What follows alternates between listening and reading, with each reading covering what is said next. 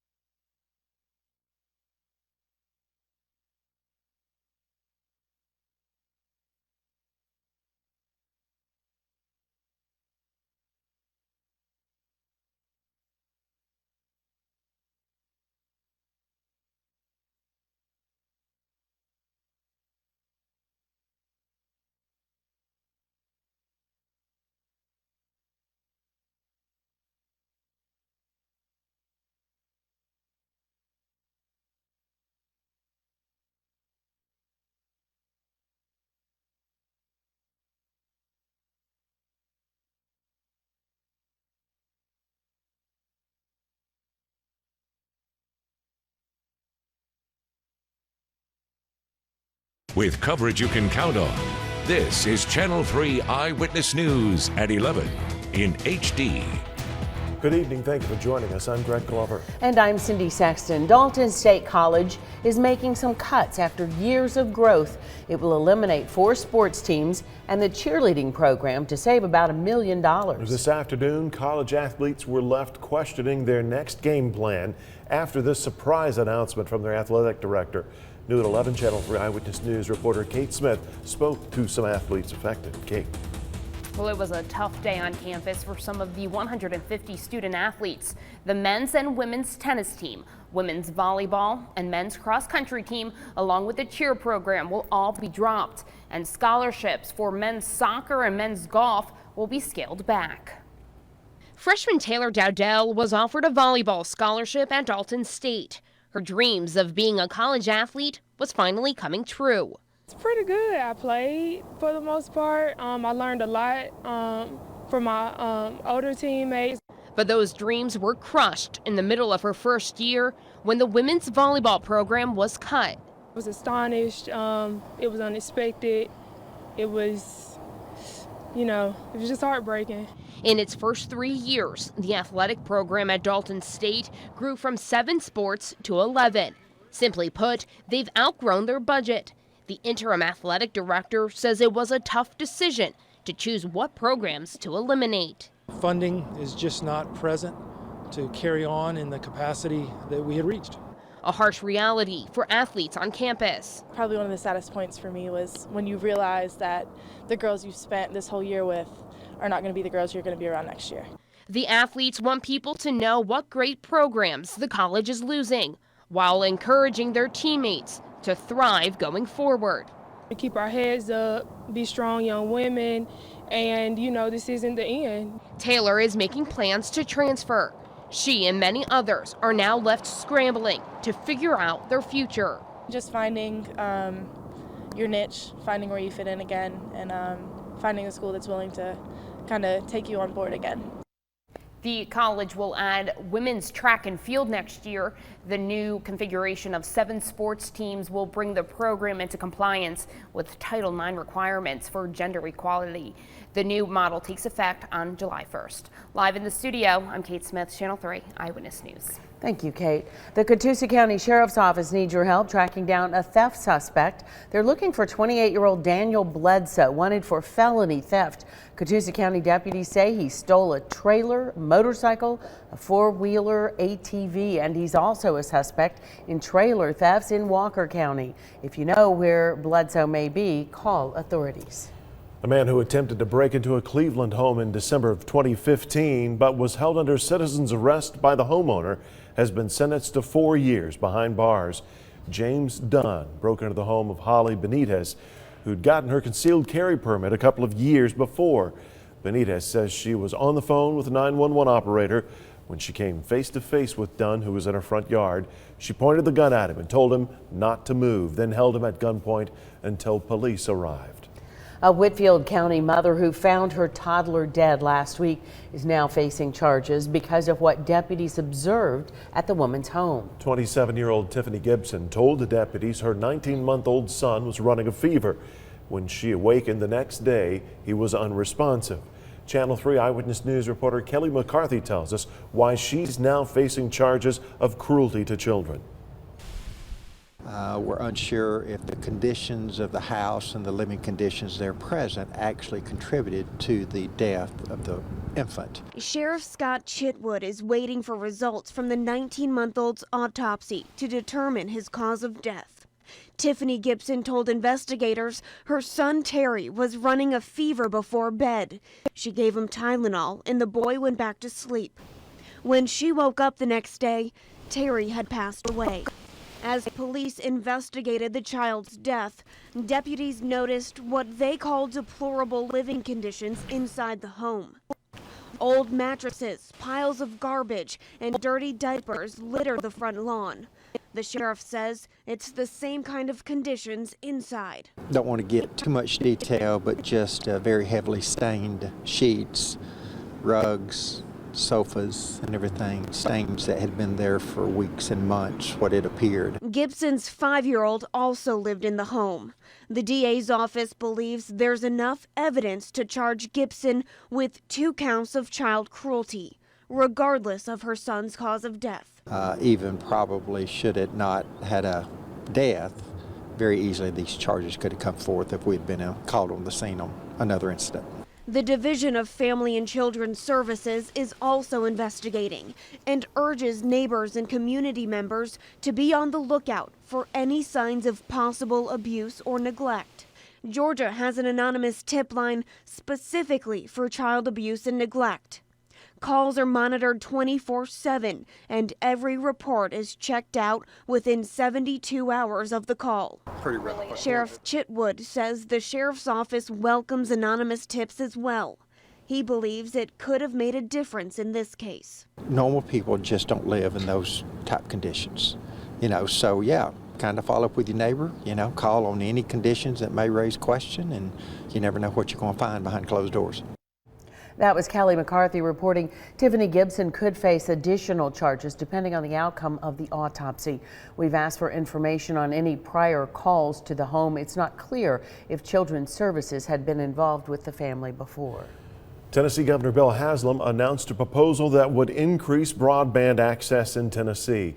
The Tennessee Broadband Accessibility Act, along with Haslam's proposed budget, will provide $45 million in grants and tax credits for service providers if it's approved. The money would assist providers in making broadband available to unserved homes and businesses. The volunteer state ranks 29th in the U.S. for broadband access. The Hamilton County Health Department is offering free screenings to recognize Cervical Cancer Awareness Month. Officials say too many women face the disease in Tennessee, sometimes without knowing. A recent study found 9 women in every 100,000 were diagnosed with cervical cancer. About 1/3 of those women died. But officials say it can be prevented with regular screenings.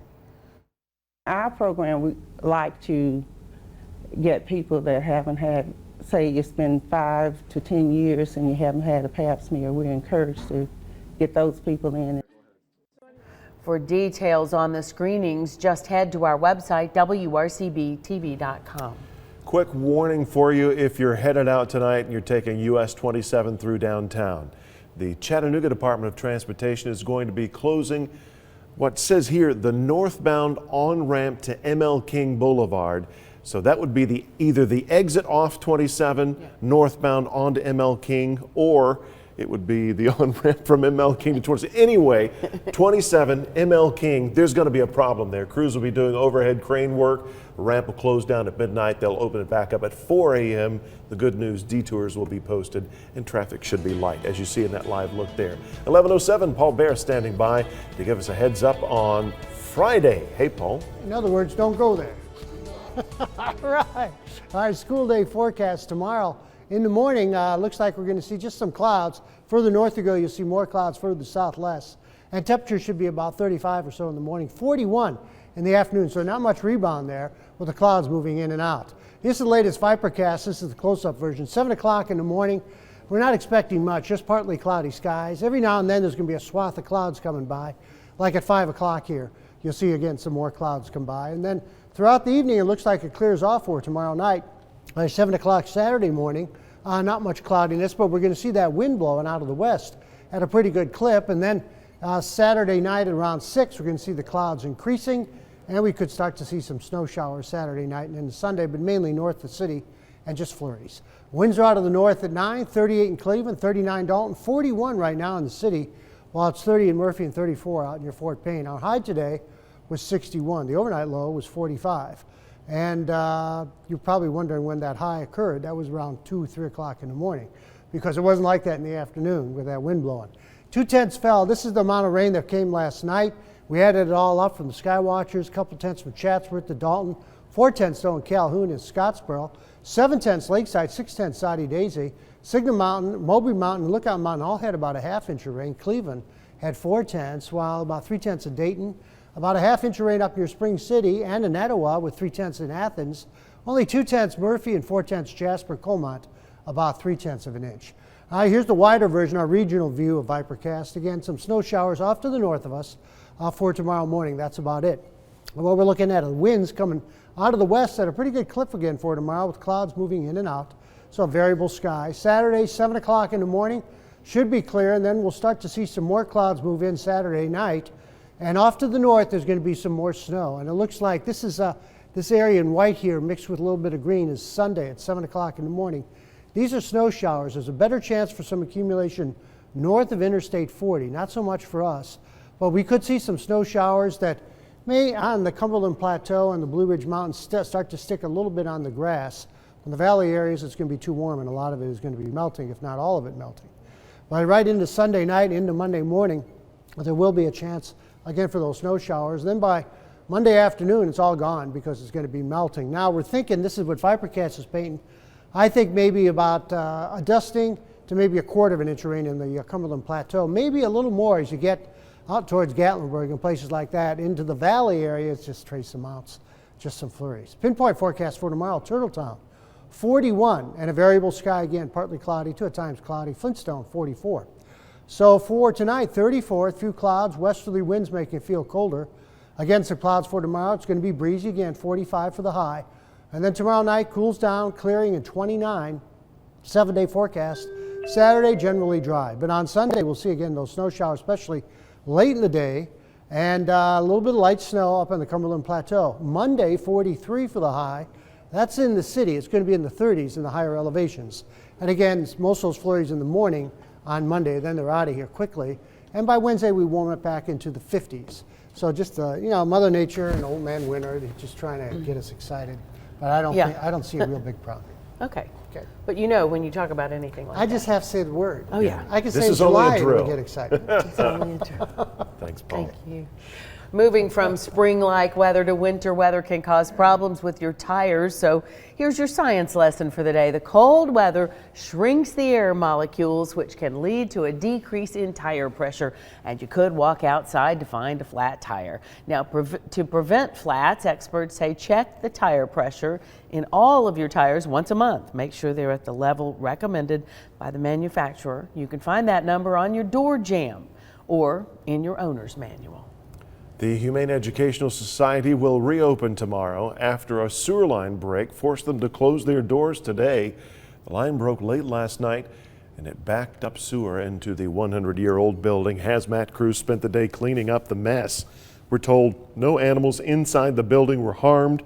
Plumbers expected to assess the damages tomorrow and determine a cost for repair. Again, HES will be reopened tomorrow. What a mess they've had. Yeah. Kudos to all those the volunteers and the plumbers who made things happen. They do work so hard. Yeah.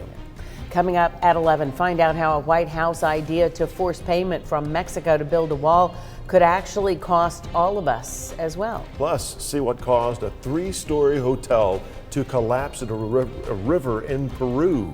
Those stories and more ahead.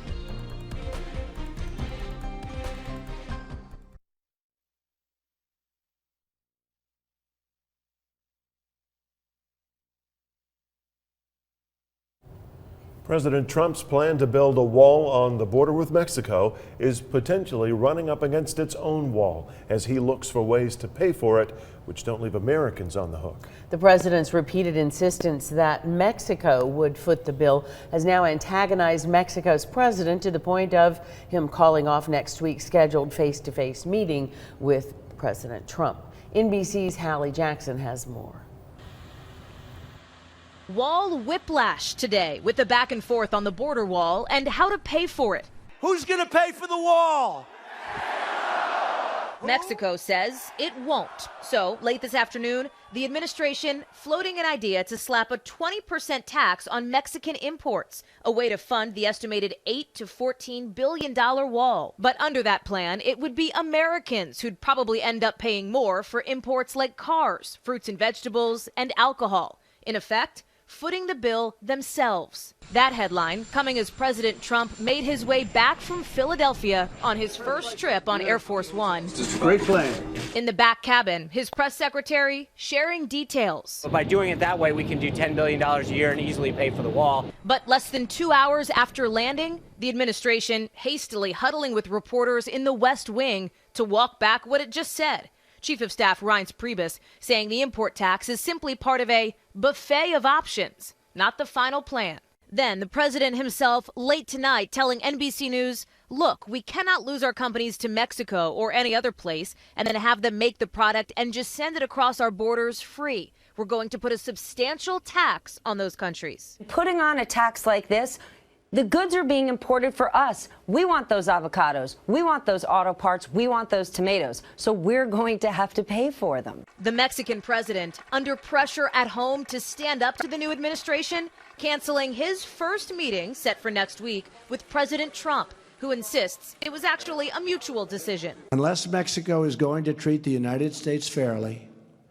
with respect, such a meeting would be fruitless, and I want to go a different route. Mexico clearly agitated. Its foreign minister abruptly canceling his own visit to the Homeland Security Department today. An agency official telling NBC News he simply drove past the entrance without stopping.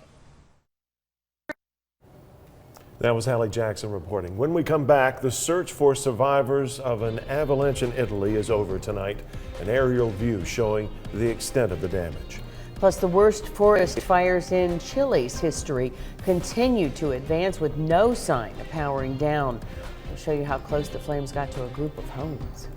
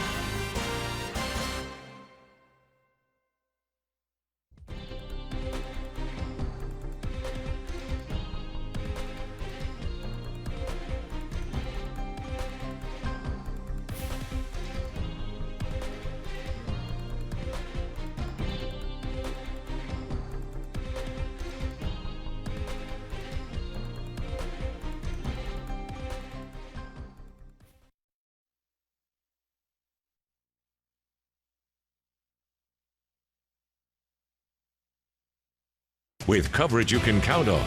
This is Channel 3 Eyewitness News at 11 in HD. The final death toll from Italy's devastating avalanche stands at 29. The last bodies were pulled out of the rubble of a hotel crushed by snow. Firefighters issued the update today after a week of search efforts. 9 people were pulled out alive in the first days of the rescue.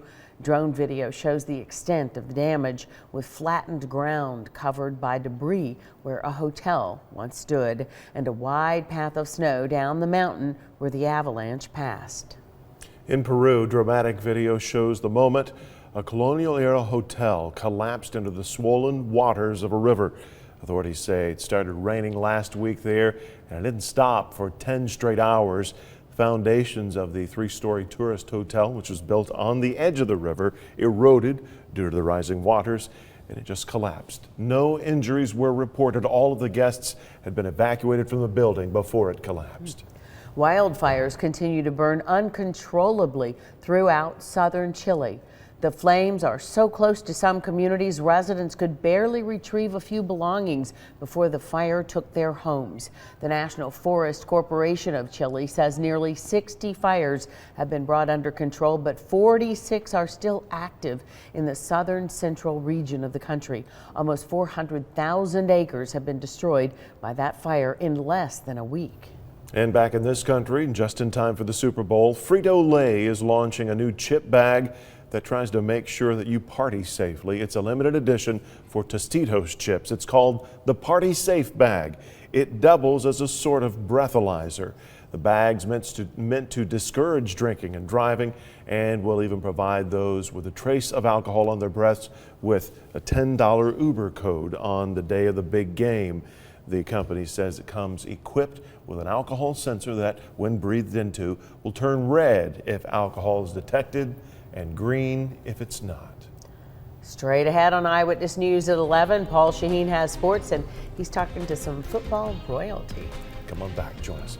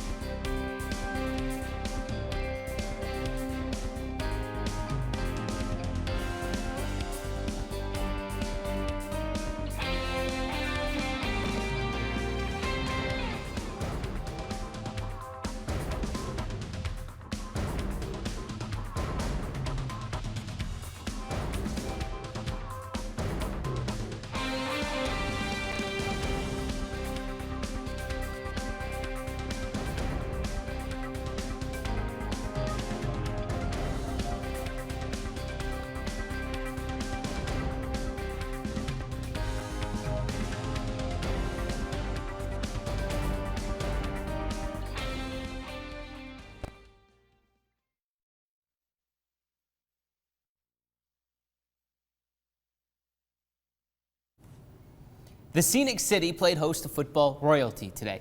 Lou Holtz was in town. You name it, he's won it. Everything from a national championship at Notre Dame to a Southern Conference title with William and Mary. Did you know that?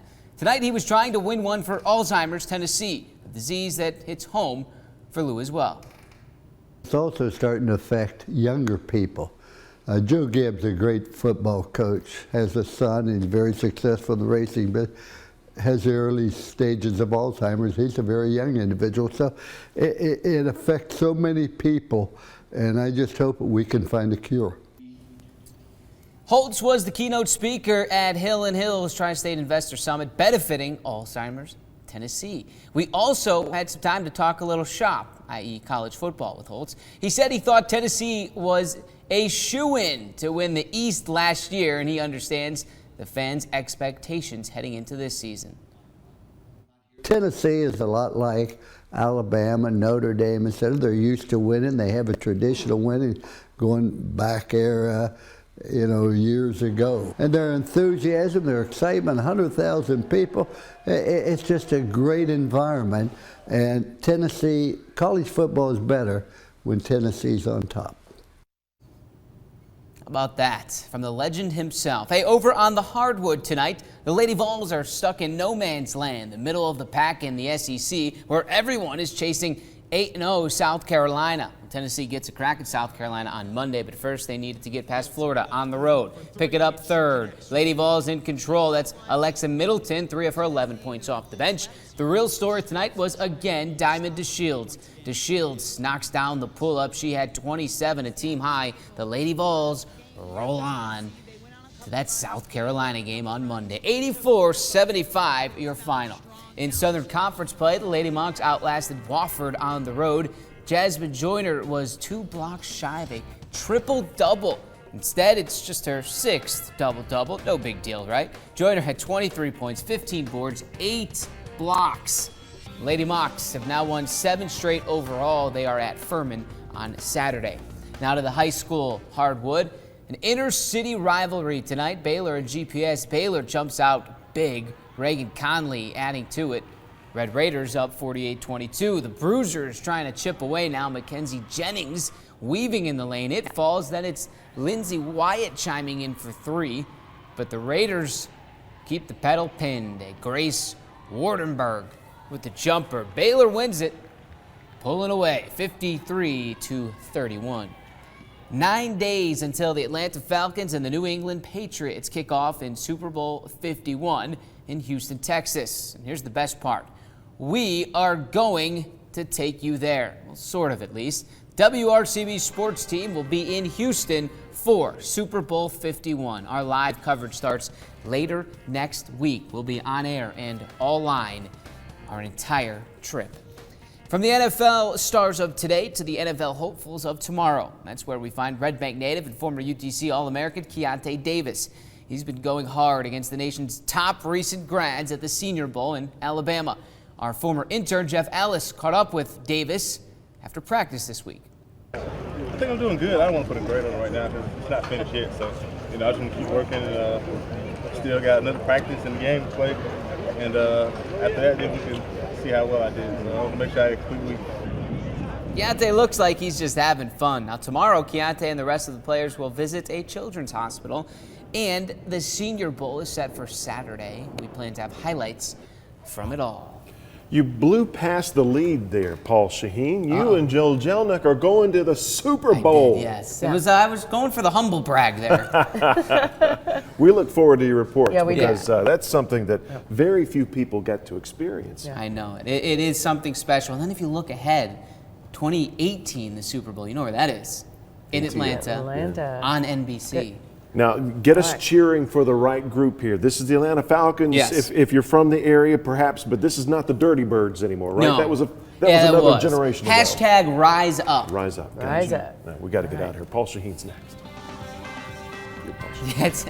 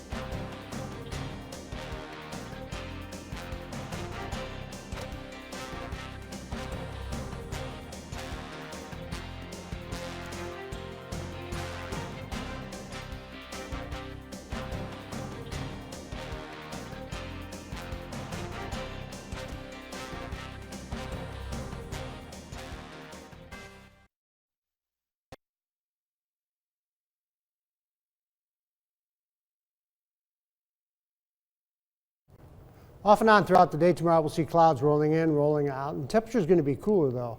Probably around 35 or so by 8 in the morning, and then only into the low to mid 40s for highs with, again, a variable sky. About 52 on Saturdays, we get a southerly wind, pumping it up just a bit, and then by Sunday night and Monday morning, could see some light snow or flurries. If there's any accumulation, it'll be very minor on the Cumberland Plateau and the Blue Ridge Mountains. That's good because rush hour doesn't need to be any more hectic, does it?